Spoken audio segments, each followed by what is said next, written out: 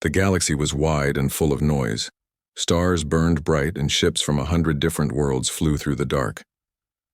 At the heart of this endless movement was the Grand Market of Zevran, a space station so large that it seemed like a floating city. Here, every race and every species came together to trade, argue, and show their strength.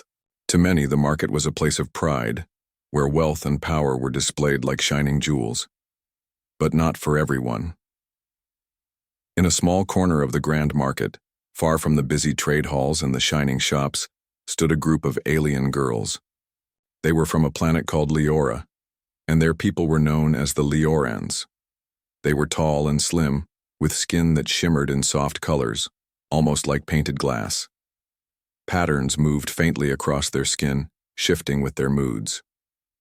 Their eyes were large, gentle, and always full of emotion. The Leorans were not new to the galaxy. They had been part of it for centuries, but they were never valued. Other races called them too gentle to be soldiers and too wild to be workers. They were quick to laugh, quick to sing, and just as quick to wander off from a task if it bored them. Where other species prized discipline and order, the Leorans lived with freedom and emotion, and in a galaxy ruled by warships, corporations, and strict empires that freedom was seen as weakness, so they were left forgotten. Many traders passed by their corner of the market without a second glance. Those who did notice often shook their heads and muttered. They are pretty, but useless, some said. They cannot fight, they cannot obey, they cannot serve, and others added. The Leoran girls did not shout back. They sat together, humming songs in soft voices. Sometimes they drew shapes in the air with their hands, the patterns glowing faintly. Sometimes they laughed among themselves, ignoring the stares. But behind the smiles was a shadow of sadness. They knew no one wanted them. It was on one such day that Captain Elias walked through the Grand Market. Elias was a human explorer, known for traveling where others did not. His ship, the Wayfarer's Hope, was not large, but it was strong and reliable. His crew respected him, though they often said he was strange, too curious, too ready to stop and listen when others rushed past. As he walked through the crowded hall, Elias noticed the same things as everyone else. The shining armor of mercenaries, the flashing weapons for sale, the smell of exotic food drifting through the air. But then his eyes caught something different. He saw the Leorans. At first, he thought they were performers because of their colorful skin and the way they sat together like a small chorus. But no crowd surrounded them, no stage was beneath their feet. They were just there, silent, but not silent, visible but unseen. Elias slowed his steps. Something about them made him pause. Their laughter was soft, yet it carried a strange warmth. Their eyes followed people in the market, not with greed, not with fear, but with a deep curiosity, almost like children watching the stars for the first time. Unlike others, Elias did not walk past. He walked closer. The Leoran girls noticed him. One of them tilted her head, her skin shifting into a soft blue pattern. Another smiled, though the smile carried both hope and caution. Very few ever approached them, and those who did rarely stayed for long.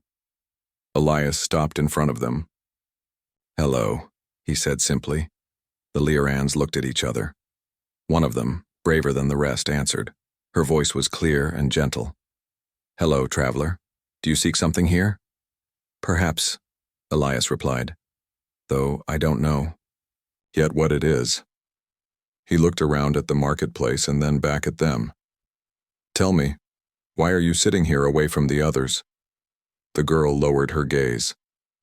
"Because no one needs us," she said softly. Another spoke, her voice carrying a small laugh, though it was not a happy one. "They say we are too wild to follow orders, too gentle to carry weapons, too useless to matter." Elias frowned. He had heard many cruel things in his journeys, but this struck him differently. He looked at them more closely. He noticed how their patterns shifted not just with their own feelings, but also with the emotions of those around them. When a passing merchant walked by in anger, their skin dimmed slightly. When a child ran past in laughter, their colors brightened. It was then Elias understood. They were sensitive. Deeply so. They felt more than most could ever feel. Useless? Elias said, shaking his head. I don't think so. The girls blinked in surprise. No one had ever said that before. One of them leaned forward. Then what do you think we are? She asked. Elias thought carefully. Different. And difference is not weakness. Sometimes it is the very thing the galaxy needs most. The Liorans exchanged glances. They had heard kind words before, but this felt different. Elias did not speak like a man trying to flatter or comfort. He spoke as if he had truly seen something. They invited him to sit, and he did. For hours he listened to their songs and stories. They spoke of Leora, their homeworld filled with bright forests and rivers that sang when the wind passed over them. They spoke of how their people lived without walls or armies, guided by feelings instead of rules. They spoke of being misunderstood, of leaving their world in search of a place in the galaxy, only to find rejection. Elias listened to it all. His crew would later tease him for spending so much time in one place, but he did not mind. He had always believed that strength was not just in weapons and ships, but also in the unseen qualities that held life together. When he finally stood to leave, he looked at them with a thoughtful gaze. You are not useless, he said firmly. The galaxy may not see your worth yet, but I do, and one day I will prove it. The Liorans watched him go, their patterns glowing with soft gold, a sign of hope. For the first time in a long while, they believed that maybe, just maybe, someone had seen who they truly were. And so, in the loud chaos of the Grand Market, a quiet bond was formed, one that would soon change the course of more than just their lives.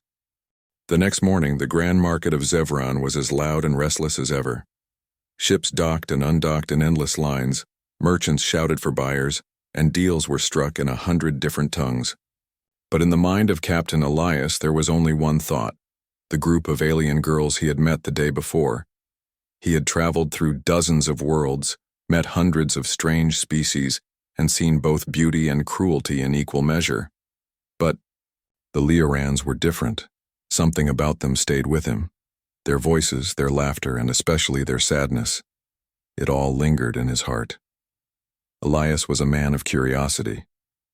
Unlike many explorers who cared only for treasures, rare technology, or rich trade, he cared for knowledge and understanding. To him, every species had a story, and every story held meaning. That was why he could not simply forget the Lioran girls. After finishing his morning routine aboard the Wayfarer's Hope, Elias left the ship again and walked back to their corner of the market. His first officer, a sharp and practical woman named Kara Venn, called after him as he went. "Captain, don't tell me you're wasting more time with them," she said, folding her arms. Elias smiled faintly. "Time spent learning is never wasted, Kara." She shook her head, muttering something about his strange priorities, but she did not follow. Kara believed in strong engines, strong weapons, and strong discipline. To her, the Liorans were a distraction, nothing more. Elias, however, returned, to find the alien girls exactly where he had left them. They were gathered in a circle singing softly. The sound was not like any music humans made. It was not built on rhythm or clear notes. It rose and fell like waves, carrying emotions instead of words. Listening to it, Elias felt a calmness that seemed to wash away the noise of the busy station. When the girls noticed him, their song slowed, then stopped. The one who had first spoken to him yesterday smiled. "You came back," she said softly, her skin glowing in a pale lavender shade. "Of course," Elias replied. "I said I wanted to learn, didn't I?" The girls welcomed him and he sat with them. Other merchants and travelers passing by gave him strange looks. Some even laughed quietly, whispering about the foolish human wasting his time with the useless ones. Elias ignored them all. For hours he asked questions and the Liorans answered. He learned that their people could sense the emotions of others in ways no machine could measure. When someone near them felt joy, their patterns brightened. When someone felt anger, their colors dimmed or turned sharp. They had no need for lies among themselves because they always felt the truth in each other's hearts. They also explained why the galaxy rejected them. Most species wanted workers who followed orders or soldiers who obeyed commands without hesitation. But the Liorans were guided by feelings, not strict rules. If a leader gave them an order that felt wrong or cruel, they would simply not follow. They were not rebels, they were just unwilling to betray their own emotions. To strict empires, that made them unreliable. To mercenaries, that made them weak. And so, they were ignored. As Elias listened, he began to see something others could not. He remembered the endless wars he had seen, the broken treaties, the countless times where species chose weapons instead of words. What if there was another way? What if the Liorans' gift for empathy could heal wounds that blasters and fleets never could? One of the girls, sensing his thoughts, leaned closer. Her skin shimmered gold. "You wonder what use we could have," she said gently. Elias shook his head. "Not what use. What value? There is a difference. Tools are useful. People are valuable." The girls looked at him with wide eyes. No one had spoken of them like that before. Another girl whispered, "But even if you see value, the rest of them, the galaxy does not. We cannot fight and we cannot obey. Who would want us?" Elias leaned back, folding his arms. "Maybe not the galaxy, but me? I want to know more. I want to see what you can do, not for orders, not for war, but for life itself." The girls shared a glance, unsure. Then, after a long silence, one of them asked, "Would you let us come with you?" Elias raised a brow.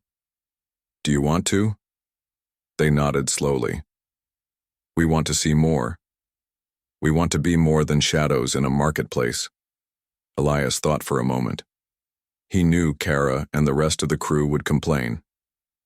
They already thought he was too curious for his own good, but he also knew that opportunities like this came rarely. Finally, he smiled. "Then come. My ship is not grand, but it has space for travelers who wish to be seen." When Elias brought the Liorans aboard the Wayfarer's Hope, the reaction was exactly as he had expected. Kara Venn scowled, her arms crossed. "Captain, this is a warship, not a traveling circus. What are they supposed to do here? Sing the enemy? To sleep?" The crew laughed at her words. Some muttered that the aliens would be trouble. Others shook their heads in disbelief. Elias remained calm. "They will do what they choose. That is enough." The Liorans were given a small living space, and they quickly filled it with their soft songs and glowing patterns. At first, the crew avoided them, treating them as strange guests. But slowly, something began to change. When two engineers had a heated argument about repairs, the Liorans happened to pass by. They said nothing, only paused and listened. The engineers suddenly felt their anger fade, replaced by an odd calm. The fight ended in minutes, though it usually would have lasted hours. When a soldier injured his arm in training, the Liorans visited him. They sang softly, their voices wrapping around him like warm light. Though they had no medical tools, the soldier's pain eased and his recovery felt easier. Even Kara, the strict officer, began to notice. She still frowned, but one evening she admitted quietly to Elias, "They make the crew less restless. I can't explain it, but I can't deny it either." Elias only smiled. He had expected as much. One night, as the ship drifted between the stars, Elias visited the Liorans' quarters. They were gathered as always, singing in soft harmony. When he entered, they paused and looked at him with welcoming eyes. "You have seen a little of what we can do," one of them said. "Do you believe now that we are not useless?" Elias sat down, his voice firm. "I never thought you were useless. I think the galaxy is blind. It looks for strength in weapons and walls, but it forgets that true strength also lives in gentleness. You are proof of that." The girl's colors glowed gold again, brighter this time. And in that moment, Elias made a silent promise. He would not just carry them as passengers. He would find a way to show the galaxy their worth, even if the galaxy refused to see it. Because deep inside he knew the Liorans held a power greater than anyone could imagine. Not the power to destroy, but The power to heal. The Wayfarer's Hope drifted silently through the stars, its engines humming like the steady heartbeat of a living creature. To most of the crew, this voyage was no different from the countless others they had taken. Repairs needed to be made. Patrols had to be completed and food supplies were counted as usual. But to Captain Elias, this journey felt different. This time the ship carried passengers unlike any they had carried before, the Liorans.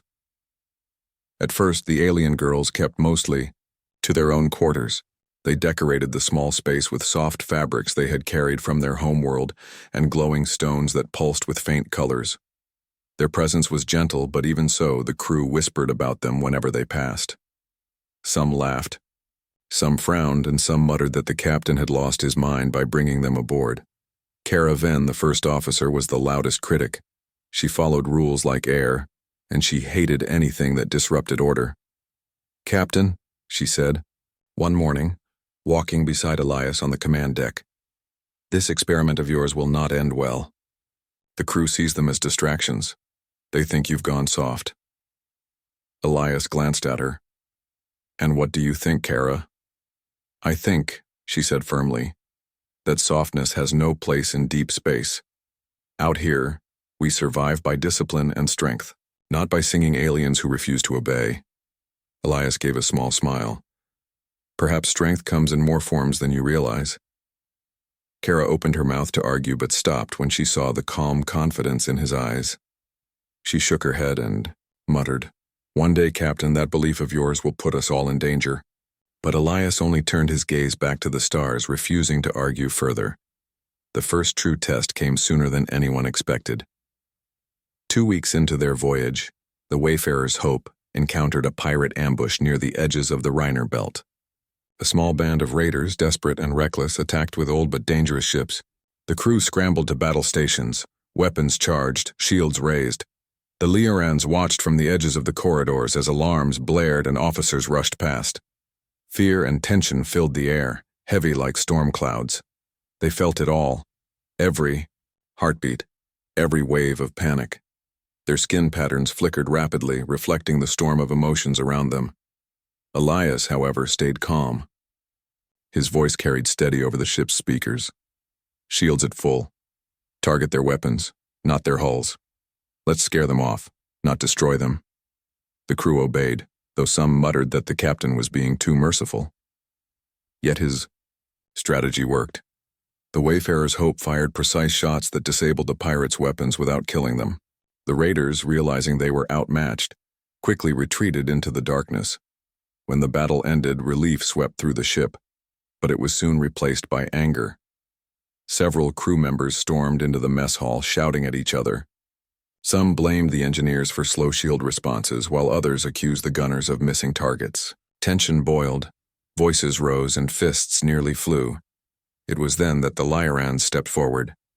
They walked into the mess hall without a word, their colorful patterns glowing faintly in the dim light. The crew turned on them at once. "What are you doing here?" one soldier snapped. "This is no place for you." "Go sing your song somewhere else," another muttered bitterly. But the Liorans did not leave. They stood together, and then one of them began to hum.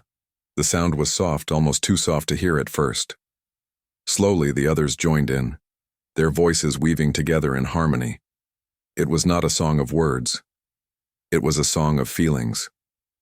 Calm, comfort, peace. The effect was almost immediate. The shouting slowed. The anger in the room began to dissolve, like frost melting under sunlight. Soldiers who had been ready to fight each other now sat down, breathing heavily but no longer furious. Engineers lowered their arms and rubbed their faces as if waking from a fog.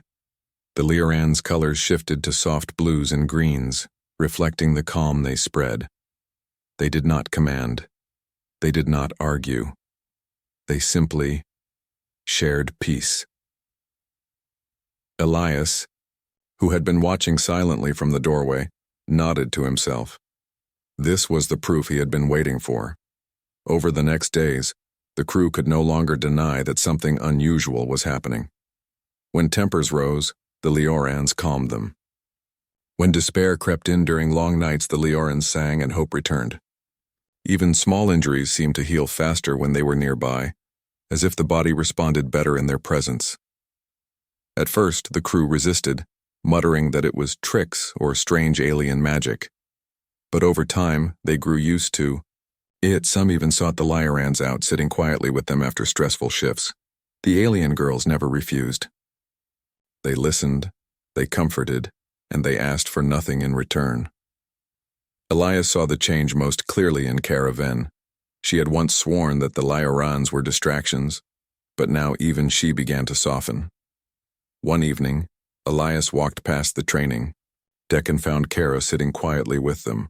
Her usually stern face relaxed as they sang around her. She noticed Elias watching, and for once she did not scowl. She simply said, "Don't say a word, Captain," and returned to listening. Elias smiled faintly and left her in peace. The second test came when the crew stopped at a remote station for supplies. The station was crowded with travelers from across the galaxy, many of them rough traders and mercenaries. Word spread quickly about the strange passengers aboard the Wayfarer's Hope. Curious eyes followed the Leorans as they walked through the station, their patterns glowing softly in the dim corridors. Some laughed, some sneered, and others tried to provoke them with harsh words. "Sing us a song, pretty ones," a drunken mercenary jeered. "Or are you too wild to listen when someone tells you what to do?" The Leorans did not respond with anger. Instead, they kept walking, their colors shifting into calm silver tones. Their refusal to rise to the insult left the mercenary confused and strangely unsettled. Later, when a fight nearly broke out in the station's marketplace, the Leoran stood nearby. Without lifting a hand, they spread calm again, and the shouting turned to murmurs, then silence. The station's guards, who had been ready to intervene with weapons, blinked in surprise. The fight had ended without a single blow. Elias watched, all this with quiet pride. He knew the galaxy would still mock them. He knew many would still call them useless. But here, in these small tests, he saw their power clearer than ever. They were not warriors. They were not servants. But they were something the galaxy desperately needed, healers of the heart. That night, back aboard the Wayfarer's Hope, Elias gathered the crew in the main hall. The Leoran stood beside him, nervous but calm. "You all doubted them," Elias said, his voice steady. "Perhaps you still do, but you have seen what they can do. You have felt it. Tell me now, are they useless?" The crew was silent. No one dared say yes, even the harshest voices remained quiet. Finally, Caravan spoke. "They are not useless," she admitted, her tone grudging but honest. "They are different, and maybe different is what we need." A murmur of agreement spread through the crew. The Leoran's colors glowed golden, brighter than Elias had ever seen. For the first time, they felt not just seen but accepted, and for Elias, it was only the beginning. He knew the galaxy had yet to witness their true worth, but one small test had already proven more than enough. The Wayfarer's Hope sailed on, carrying with it not just a crew and a captain but also a new hope, the hope that gentleness could survive in a galaxy built on strength. The stars shone cold and distant outside the viewports of the Wayfarer's Hope. Captain Elias leaned on the railing, staring into the infinite blackness, thinking about the news that had reached them just hours before. A war had broken out between two powerful star empires, the Zandari Coalition and the Vereen Dominion. Entire fleets were being destroyed, planets caught in crossfire, and countless civilians left homeless. Peace talks had failed repeatedly. Every attempt to negotiate had ended in betrayal or bloodshed. The galaxy trembled under the shadow of conflict, and for the first time in centuries, hope seemed almost impossible to find.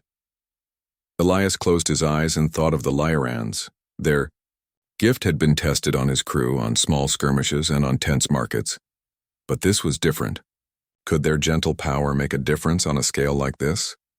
Could they calm armies, heal anger, and bring opposing leaders to listen instead of fight? The thought alone was daring. When he gathered his crew in the command room, their eyes were full of concern. Caravan spoke first. "Captain, the galaxy is at war. Entire fleets are being wiped out. And you want to bring, what? Singers? Healers? Gentle aliens? They are not just singers," Elias said firmly.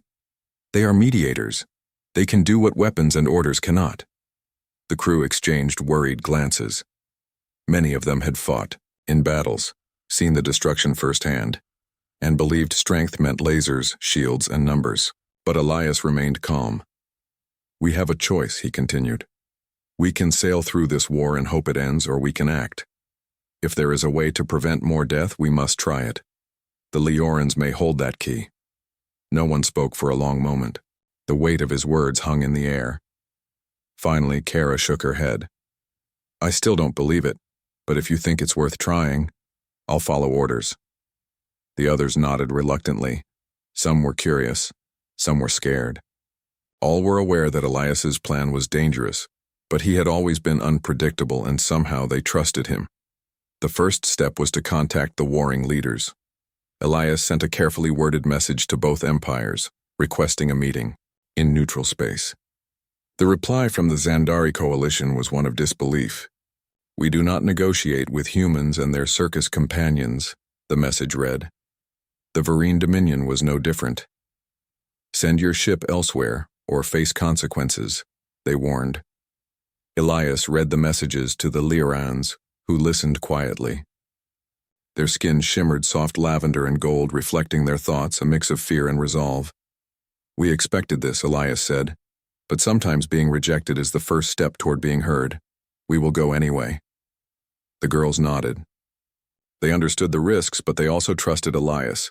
The Wayfarer's hope left the safety of known space and sailed toward the neutral sector, a vast region of stars where no empire claimed control.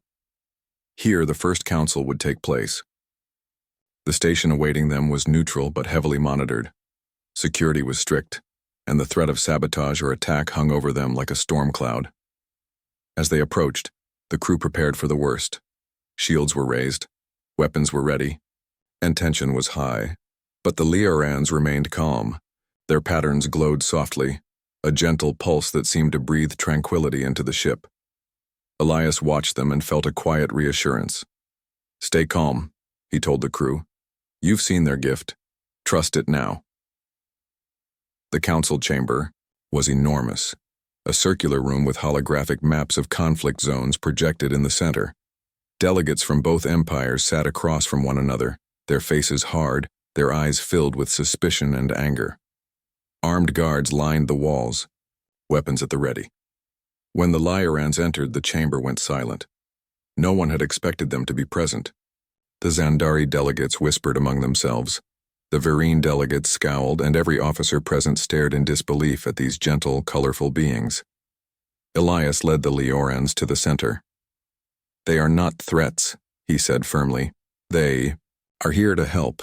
Listen to them." The girls paused, looking at both sides. They did not speak harshly. They did not make demands. They simply focused, letting their patterns shift with the room's tension. Slowly, their colors radiated calmness, subtle but powerful. At first, the delegates ignored them, thinking it a trick. But after a few minutes, something remarkable began to happen. Tension in the room decreased. Voices that had been sharp softened. Delegates who had been ready to storm out found themselves pausing, listening, even noticing the emotions in the room in a new way. One of the Leorans, the same girl who had first spoken with Elias, stepped forward. She did not shout. She did not argue. She simply projected understanding, letting her calm presence fill the chamber. The Vereen ambassador frowned but found himself speaking more gently. The Zandari leader hesitated, then did the same. It was the first time in years that the two sides had spoken without immediate hostility. Elias watched silently, feeling a surge of pride. The Leoran's gift worked on a scale he had never imagined. It was not a weapon, nor a strategy.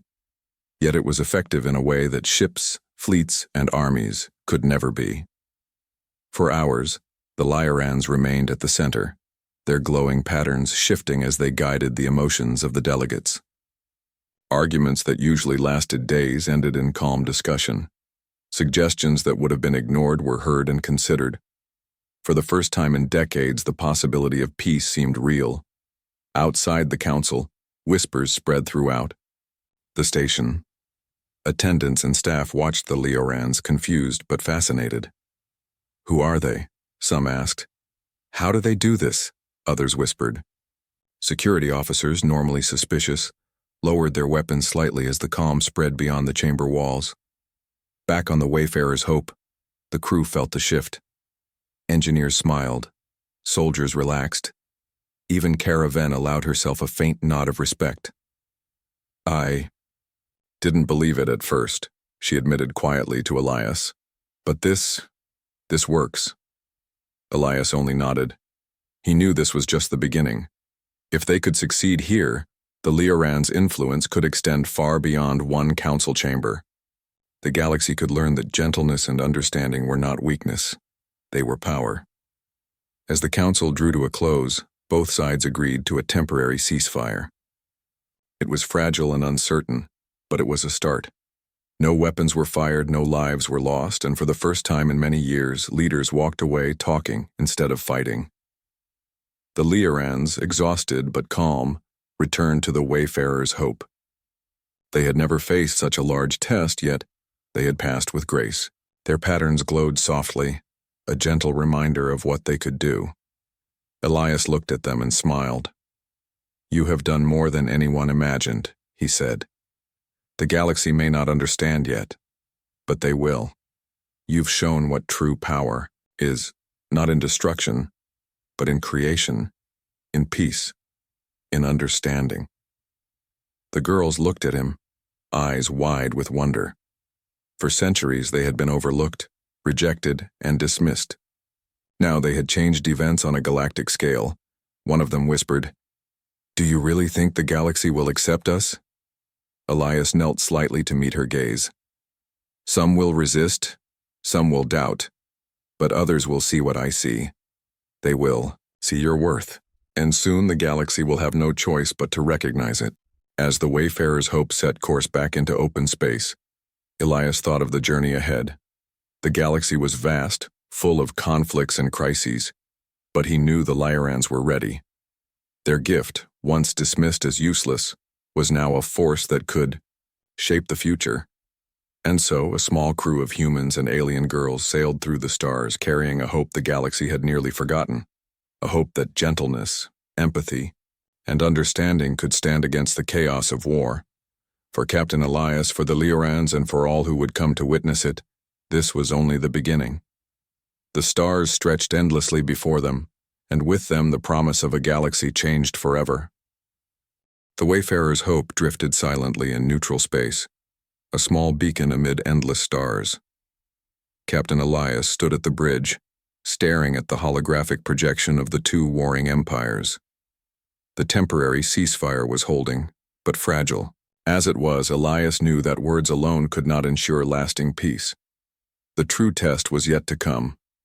The leaders of the Zandari coalition and the Vereen Dominion had agreed to a larger, formal council to discuss permanent peace. It would take place on a neutral station, one of the oldest in the sector, known as Vera Station. Security would be tight and tension would be higher than ever. Each side arrived expecting confrontation, prepared to defend their pride, their territory, and their fleets. Elias turned to the Leorans, who were quietly preparing in their small quarters. They had been resting after the previous council, but Elias knew their greatest challenge awaited them. "You have done well before," he said gently, "but this time, the stakes are even higher. Are you ready?" The girls nodded. Their colors shimmered softly in hues of blue and gold, a quiet reflection of calm and courage. They had never faced such a concentrated, hostile environment, but Elias's confidence in them gave them strength. "We are ready," one whispered. Arriving at Vera Station, the Wayfarer's Hope docked under heavy watch. Security drones scanned. The ship and armed guards escorted the crew through corridors lined with tension. Whispers followed the Leorans wherever they went. Delegates and soldiers alike stared at their patterned skin and curious expressions. Some scoffed, some muttered insults, and a few openly mocked them. The Leorans ignored it all. They walked with quiet dignity. their skin glowing faintly, radiating calm even in the face of hostility. Inside the council chamber, the atmosphere was electric. Delegates were on edge and armed guards stood ready to intervene at the slightest sign of conflict. Elias led the Leorans to the center. He could feel the fear and anger in the room, thick enough to taste. "Do not worry about them," he whispered. "You do not need to fight, let them feel you." The Leorans stepped forward. They did not shout. They did not make demands. They simply focused. Each girl extended her senses, feeling the anger, pride, fear, and distrust radiating from every delegate. Slowly, their patterns shifted, moving like gentle waves, projecting calmness and understanding. At first, nothing seemed to happen. The delegates glared, arms folded, eyes sharp. Some laughed at the idea that a few aliens could influence them. But then, as moments passed, subtle changes began. The Zandari ambassador blinked, his fists unclenching. The Varine leader's jaw relaxed slightly. Voices that had been trembling with anger became steadier. Delegates shifted in their chairs, their hostility softening in ways that could not be explained by logic. It was subtle, almost invisible, but it was working. Hours passed. The Lyarans maintained their presence, letting the room's tension slowly dissolve. They did not force emotion, they guided it. They did not dictate thoughts, they encouraged listening. Every delegate, from the highest-ranking generals to the lowliest aides, felt the gentle influence that cut through pride and suspicion. Elias watched silently from the back, his chest swelling with pride. The Leorans had turned the chamber into a place of listening instead of shouting. Negotiation was finally possible. One of the girls stepped forward, her voice soft yet clear. "We are not here to take sides," she said. "We are here to help you see what is best for all." A murmur spread across the chamber. The words were simple, but paired with her presence, they carried weight. Leaders who had been ready to storm out paused. Some leaned forward, their eyes wide. They felt the truth in her words and, more importantly, felt the peace she projected. As the discussion began, the Lyarans continued their work. They moved subtly among the delegates, shifting their colors, humming softly, and sending gentle waves of calm. Arguments that would normally have escalated into shouting matches became reasoned debates. Proposals that had been ignored before were now considered. Ideas were discussed openly, without fear of insult or attack. Even the strongest opponents found themselves listening. Where once anger had built walls between them, empathy now built bridges. The council continued for days, each session lasting longer than the last. Delegates left exhausted, but calmer than when they had arrived. Decisions that seemed impossible were reached. Agreements were written, treaties were drafted, and through it all the Lyarans remained calm, steady, and present. Outside the council, the station staff and other onlookers watched in disbelief.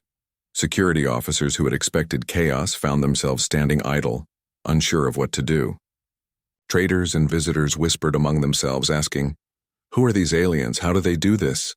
Back on the Wayfarer's Hope, the crew waited nervously, following reports from the council via encrypted messages. When updates came, relief washed over them. Every message confirmed what Elias already knew. The Leorans' influence was undeniable. Even Caravan, the most skeptical among them, admitted it quietly. "I still don't understand it fully," she said, "but it is working. They are incredible." Elias smiled faintly. "You will understand soon enough. Sometimes the greatest strength is not in weapons or machines, but in the heart." The final day of the council arrived. Delegates gathered to sign the permanent treaty. Emotions were high. Some still doubted. Some still clutched weapons beneath the table. But the Lyarans stood at the center, their presence radiating calm and hope. As the leaders signed the treaty, a silence fell over the chamber. It was the kind of silence that carries relief, understanding, and the realization of a new beginning. The war that had raged for decades would finally end, not with fleets or bombs, but through patience, empathy, and the gentle power of those once deemed useless. After the council, Elias addressed the Lyarans. His voice was filled with pride and wonder. You have done what no weapon could. You have made peace where anger ruled. You have shown the galaxy your true strength. The girl's skin shimmered in brilliant gold, brighter than ever before. One of them stepped forward and whispered, "We only followed your belief, Captain. You saw us when no one else did." Elias shook his head. "No, you did this yourselves. I only helped others see what I already knew. You are extraordinary." The news spread across the galaxy like wildfire. Reports of the Wayfarer's hope and the alien girls aboard it reached distant planets and star systems. Some laughed, some doubted, but many paused to reconsider. Perhaps there were powers beyond the traditional understanding of strength. Perhaps gentleness, empathy, and understanding could change the universe. Elias knew that change would not come instantly. Many would resist, many would mock, and many would still insist that weapons were the ultimate solution. But the seed had been planted. The Liorans had proven their worth. They had shown that the galaxy could be changed not by destruction, but by connection. Not by fear, but by hope. And for the Liorans, who had spent centuries ignored and dismissed, it was more than recognition. It was freedom to be themselves. They no longer needed to hide their wildness or temper their gentleness. They had finally found a place in the galaxy where their gifts mattered. As the Wayfarer's hope set course back into deep space, Elias reflected on what had happened. The journey had been dangerous. The stakes had been high. But the reward was greater than he could have imagined. The Liorans, once unwanted and overlooked, had become the key to saving the galaxy from a war that seemed endless. They had proven that worth was not measured by weapons, obedience, or domination, but by the courage to heal, to connect, and to inspire hope in others. Elias looked at them, his eyes softening. "This is only the beginning," he said quietly. "The galaxy is vast and there are still countless hearts to reach, but you have shown the way." The Liorans' colors shimmered in response, and for the first time they felt the weight of their own potential. No longer forgotten, no longer dismissed, they were ready to face whatever challenges the galaxy would bring next. And somewhere deep in the stars, a quiet truth spread. Gentleness is a power the universe cannot ignore.